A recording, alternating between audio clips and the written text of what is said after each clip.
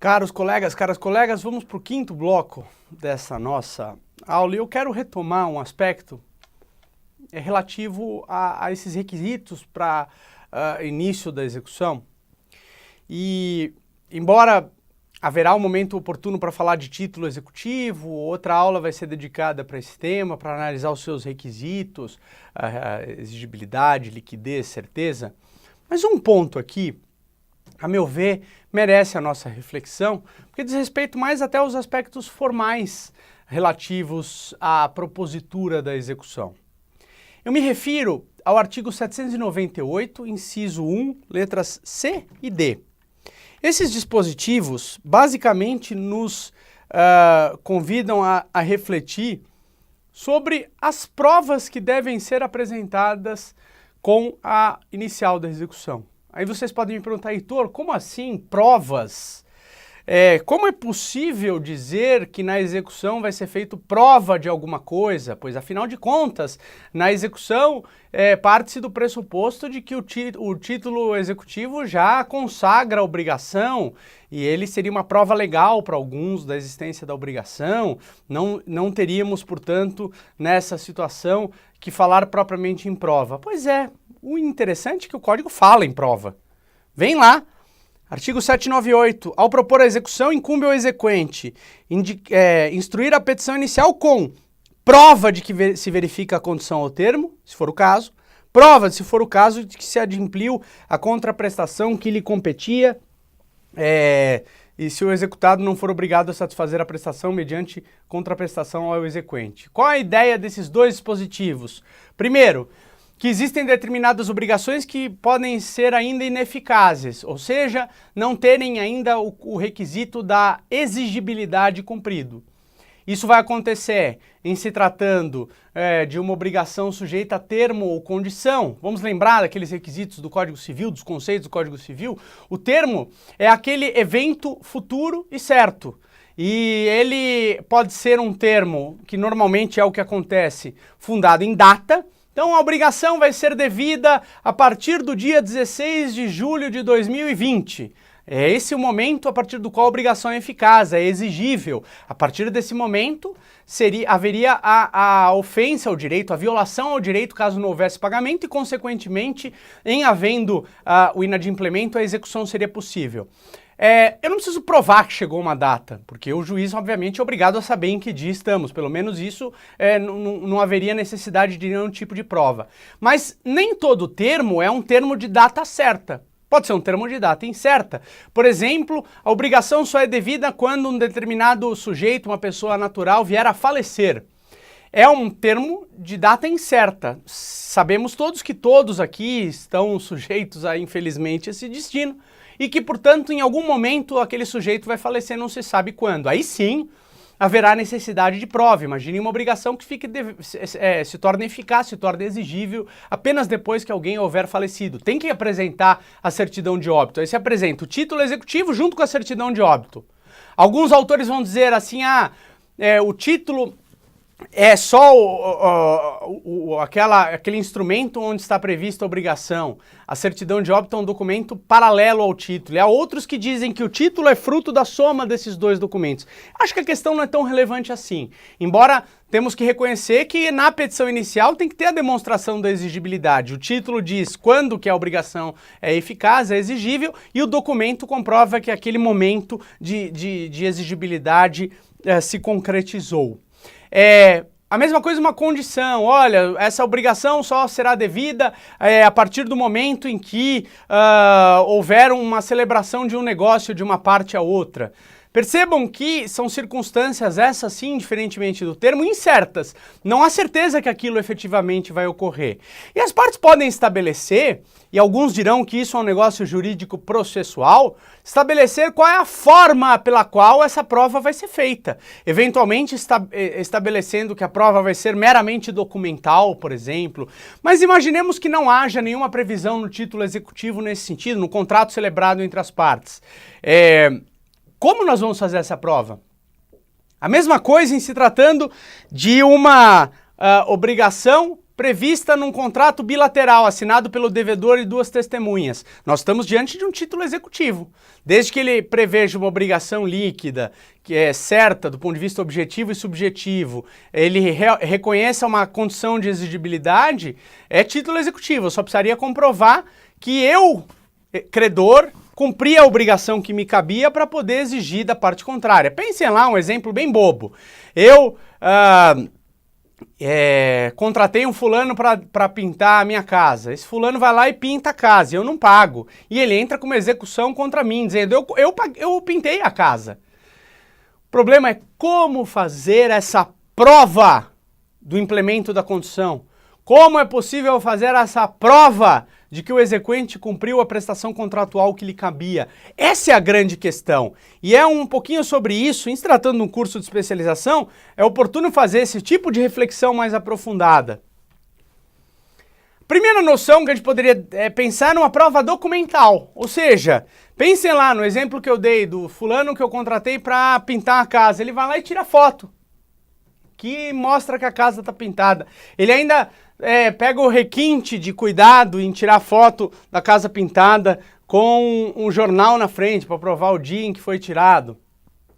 Ele eventualmente sofistica mais ainda e faz uma ata notarial. Todas essas possibilidades seriam admissíveis? Penso eu que sim. E o que vai determinar qual vai ser aceita?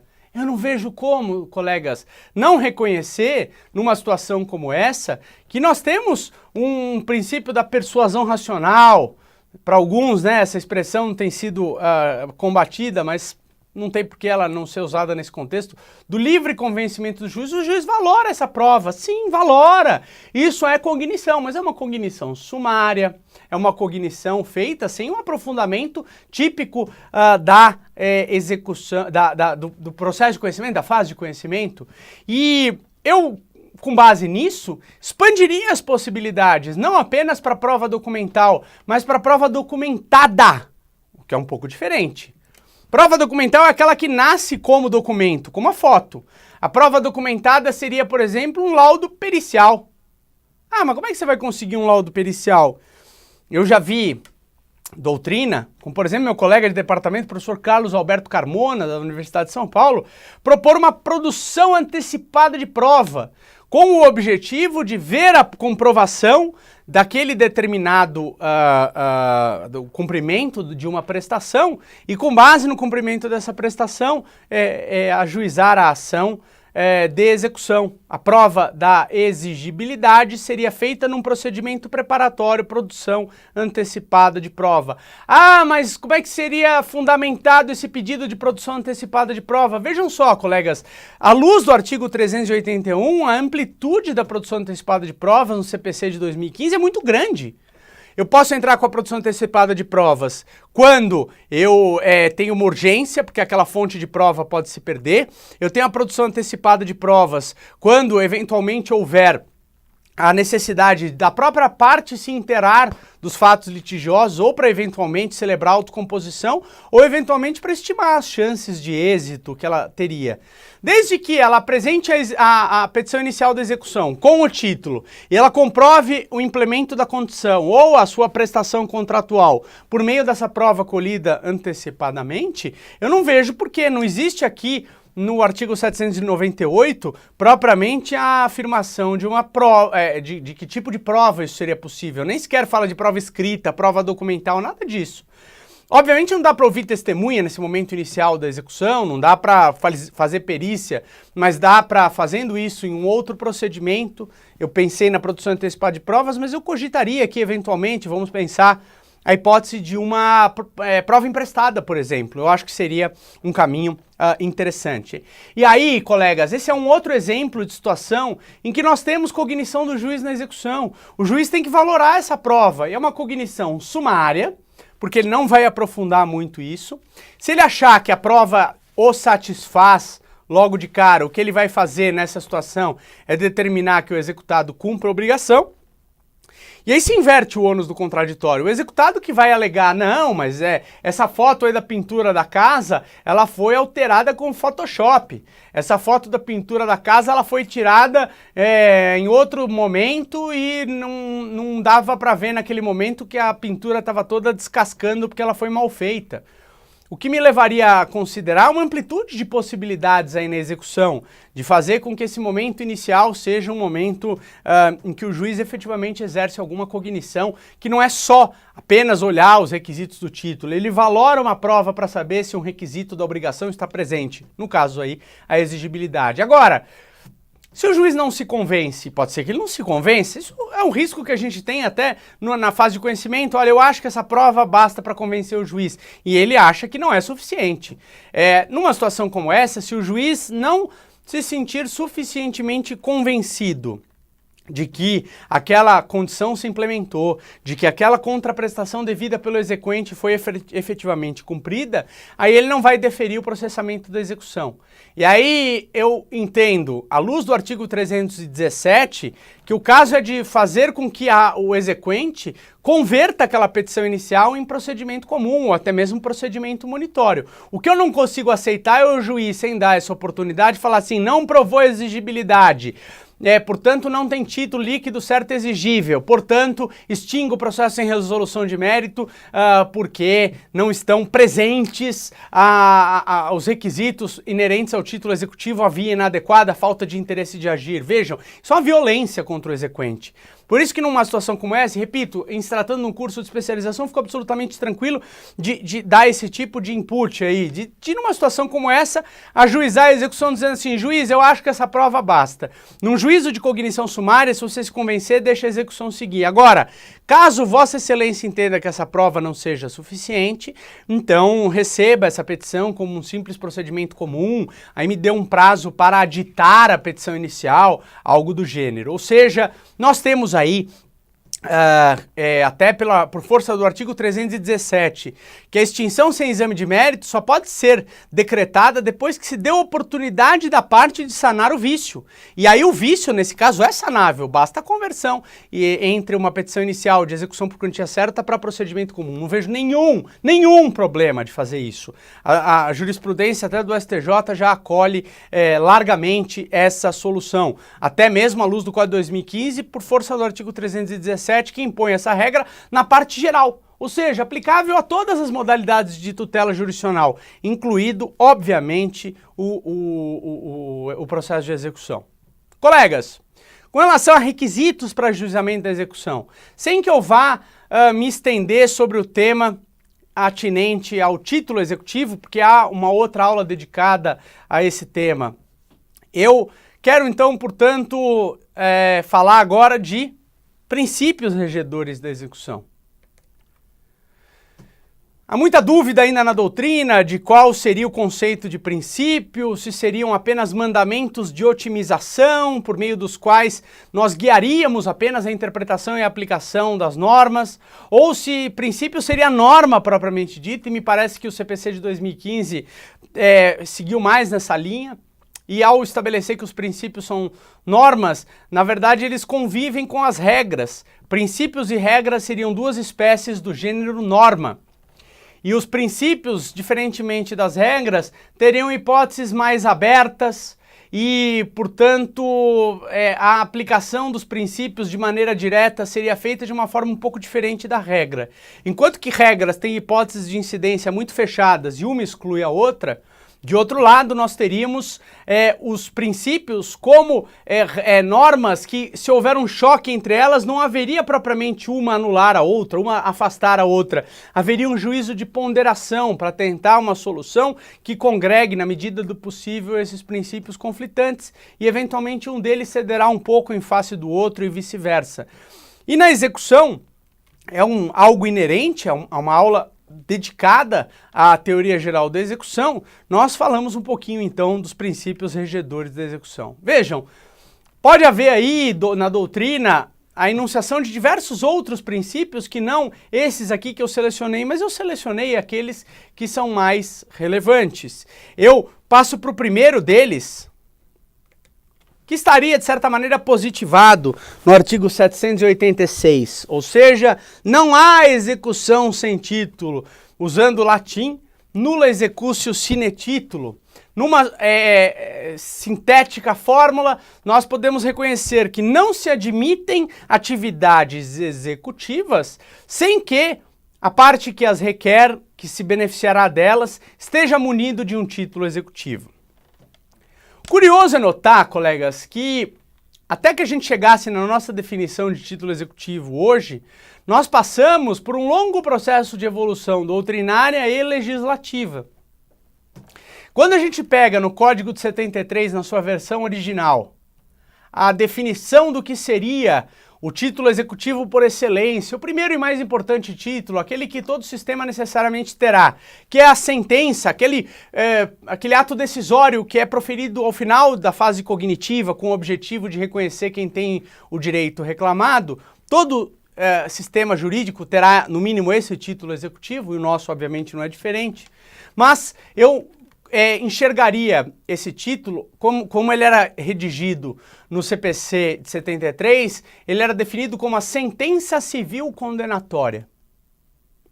Primeiro problema, falava só em sentença, ignorando que em algumas situações decisões interlocutórias poderiam sim condenar os sujeitos processuais ao cumprimento de obrigações. Pense em um exemplo bem bobo, em que há um litisconsorte passivo que é parte ilegítima, e o juiz o exclui do processo, proferindo, portanto, uma decisão meramente terminativa.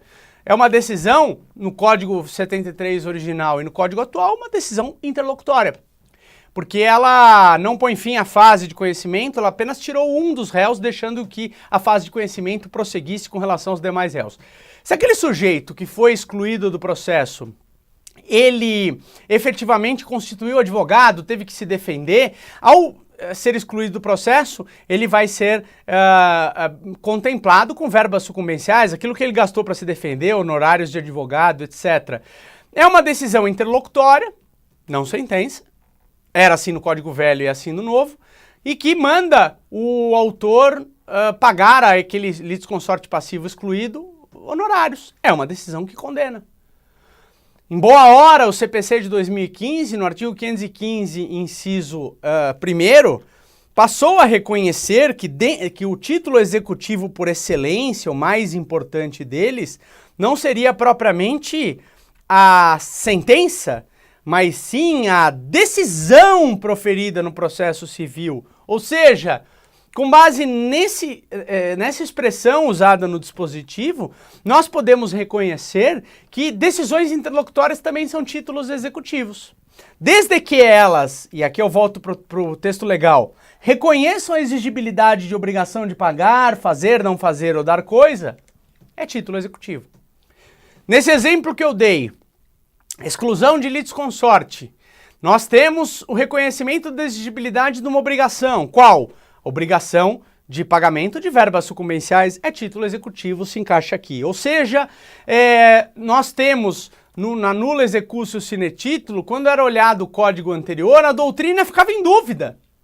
Será que esses casos são exceção ao princípio da nulla executio sine titulo?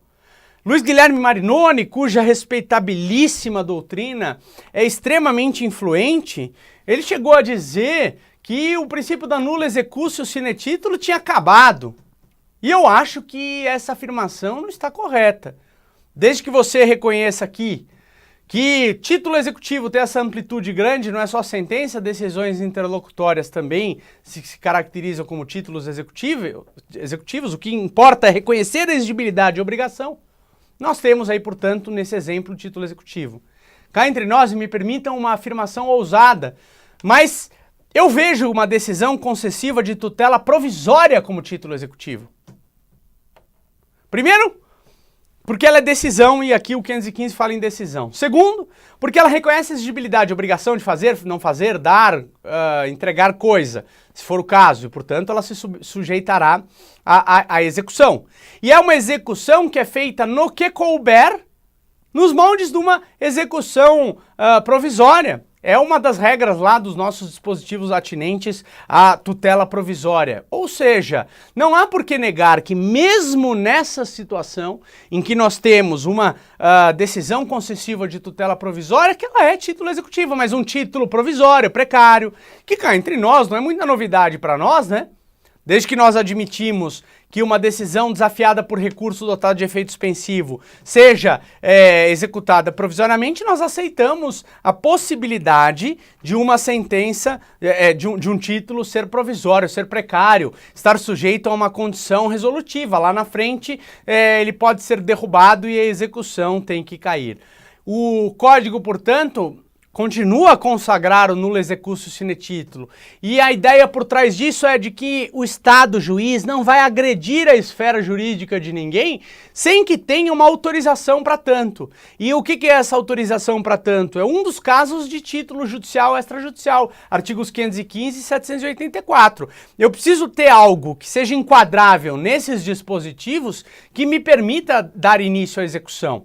O artigo 515 ele é mais fechado e mais restrito.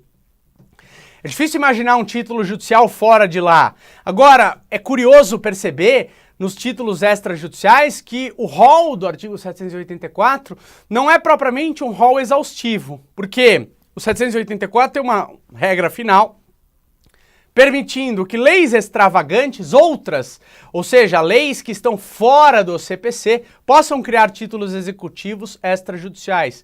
E quem pegar o código comentado do Teotônio Negrão, hoje atualizado pelos caros amigos José Roberto Gouveia, Luiz Guilherme Bondioli, João Francisco Naves, quando eles comentam o artigo 784, eles listam 27 outras hipóteses de títulos executivos extrajudiciais que estão previstos fora do CPC. Isso não desnatura o fenômeno. Leis podem criar títulos executivos extrajudiciais e é com base neles que se pode dar início à execução. Eu tenho, portanto, aí mesmo considerada essa situação, a consagração do nulo executio sine titulo. E já que eu falei disso, uma última observação. Eu não faria isso se fosse uma aula em curso preparatório para concurso, se fosse na graduação, mas sendo uma especialização, eu fico à vontade para fazer.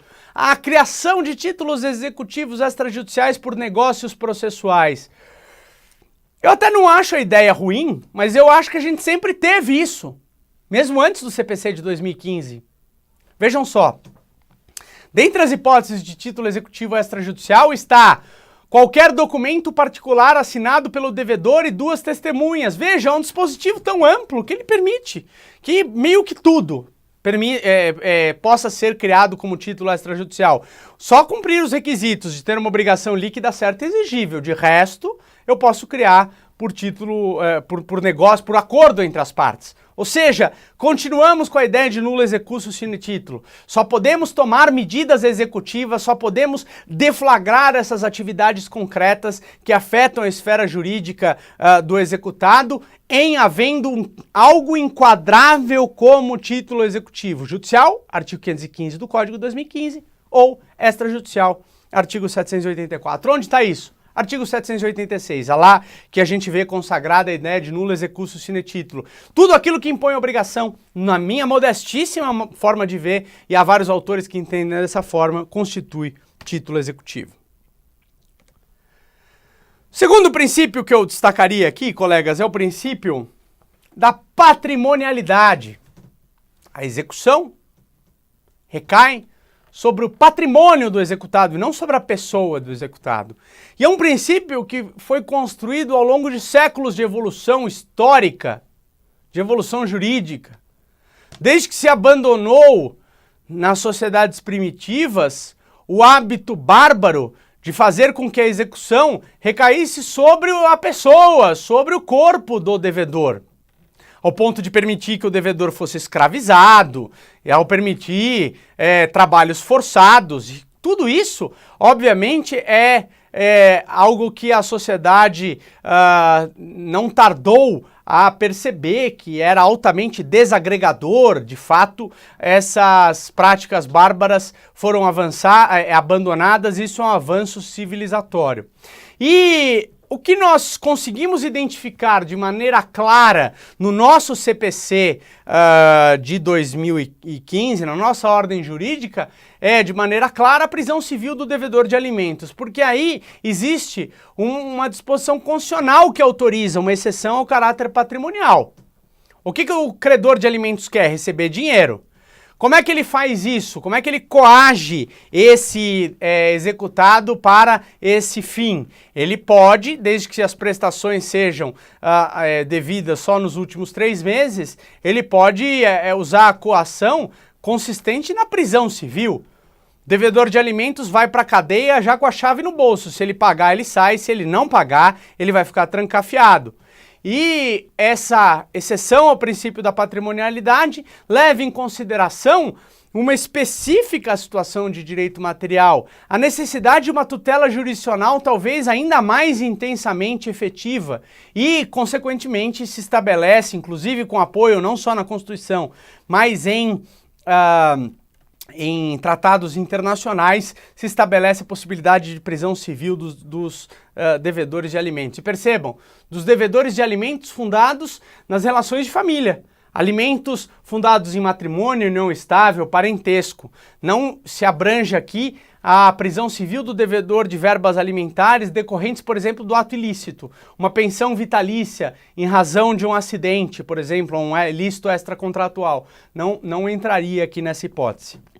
A única questão aqui, colegas, é que começou a se discutir de forma cada vez mais intensa, à luz do artigo 139, inciso 4º, se seria possível, em se tratando mesmo da execução por quantia certa, tomar medidas que não fossem propriamente patrimoniais e que em alguma medida recaíssem sobre a pessoa do devedor. O artigo 139, inciso 4º, realmente dá ao juiz uma amplitude de ação jamais vista. Vejam lá que o juiz poderá determinar todas as medidas indutivas, coercitivas, mandamentais ou subrogatórias necessárias para assegurar o cumprimento da decisão judicial. Até aí, nenhuma novidade em relação às obrigações de fazer, não fazer e dar coisa. Isso ele já podia fazer antes, desde o Código da Lei da Ação Civil Pública, Código do Consumidor e desde a reforma de 94. Talvez a única novidade digna de nota aqui seja o reconhecimento de que, inclusive nas ações que tenham por objeto prestação pecuniária. Ou seja, eu tento penhorar bens, eu tento achar dinheiro na conta bancária do executado. Não achei? O que eu faço? E o artigo 139 começou a ser invocado para medidas como, por exemplo, reter carteira nacional de habilitação do devedor. Como, por exemplo, reter passaporte do devedor. Como, por exemplo, para caçar todos os cartões de crédito do devedor. Eu vou analisar nesses últimos minutos que nos restam aqui desse bloco essas 3 possibilidades. Primeiro, a Constituição diz que não é possível prisão civil por dívida. Tá lá no artigo 5º da Constituição Federal. Eu entendo que todos os dispositivos que figuram no artigo 5º são dispositivos que devem ser interpretados extensivamente, são normas de eficácia imediata e não meramente programática, são normas que instituem direitos fundamentais e que, portanto, são balizas de proteção do cidadão em face do Estado. Dito isso, eu interpretaria a prisão civil como qualquer dificuldade à liberdade de locomoção. Reter CNH, reter passaporte, restringe a liberdade de locomoção do executado. O passaporte de maneira mais clara, e o STJ mesmo reconheceu que não seria possível reter passaporte, pois isso representaria algo próximo da prisão civil por dívida, porque restringiria a possibilidade do devedor ir para outro país. Mas mesmo a CNH, o STJ não entendeu dessa forma, ele diz, mesmo sem CNH, o cidadão pode se locomover de outras formas, de carona, de Uber, de táxi, de metrô, de ônibus, de charrete. Eu, pessoalmente, acho que ainda assim é uma restrição à liberdade de locomoção. A depender da localidade onde o sujeito mora, não haverá outra forma de se locomover a não ser com carro. Portanto, medidas como essa eu considero absolutamente inconstitucionais. Minha opinião pessoal, e a maioria dos tribunais em segundo grau entendeu dessa forma, o STJ só com relação ao passaporte, o CNH foi liberado.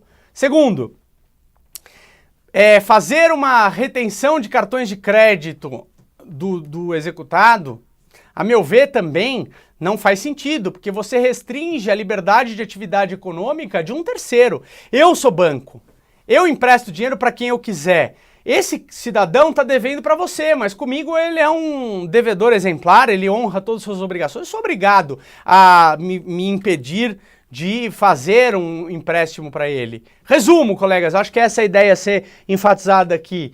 Eu ainda acho que o princípio da patrimonialidade precisa ser observado, é uma conquista civilizatória. Nós temos que considerar nessas medidas executivas atípicas que elas vão ser ainda no plano patrimonial, e essas medidas pessoais, elas têm esses obstáculos. Liberdade de locomoção e, de outro lado, o direito de terceiro. Eu com isso encerro este bloco e aí voltamos em seguida para o nosso último bloco. Eu fecho os princípios relativos à execução e faço umas considerações finais aí sobre a efetividade da execução. Acho que tem algumas coisas bem interessantes a serem tratadas. Por enquanto, obrigado pela atenção.